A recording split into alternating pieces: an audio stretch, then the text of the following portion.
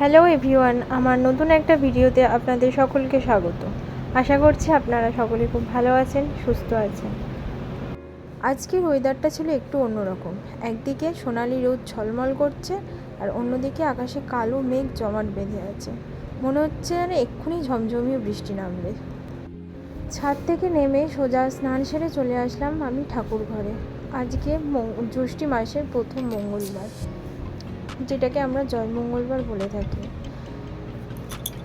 রোজকারের মতো আজকেও মায়ের মন্দিরে এসে মাকে প্রণাম সেরে তারপর আমি পুজোর কাজে হাত দেব।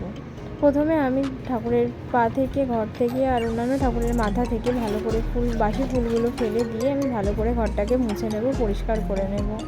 তারপর আমি বাসনগুলো মেজে ধুয়ে এনে তারপর আমি ঠাকুরকে পুজো দেব। যেহেতু আজকে জয় মঙ্গলবার, সেই জন্য আজকে একটু পুজোটা তাড়াতাড়ি দিয়ে দিচ্ছি, কারণ আজকে ঘুম থেকে উঠে স্নান সেরেই আমি পুজোর কাজে চলে এসেছি। তারপরে পুজো দিয়ে আমি নেমে বাচ্চাদের খাওয়াবো। প্রথমে আমি ঠাকুরের থালা গ্লাসগুলো ভালো করে সাজিয়ে নেব, তারপরে তাতে জল প্রসাদ দিয়ে আমি ঠাকুরকে খেতে দিয়ে ধূপ মোমবাতি জেলে শাঁখ ঘণ্টা বাজিয়ে আমি চলে আসবো নিচে নেমে বাচ্চাদের খাইয়ে দাইয়ে রেডি করিয়ে তারপরে আবারও চলে আসলাম ছাদে। কিছু ভিজে জামা কাপড় ছিল সেগুলো মেলতে।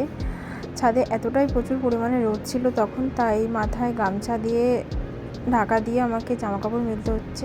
দেখছো আমার পিছনে আমার সোনা পাপা ওপরে উঠে এসছে।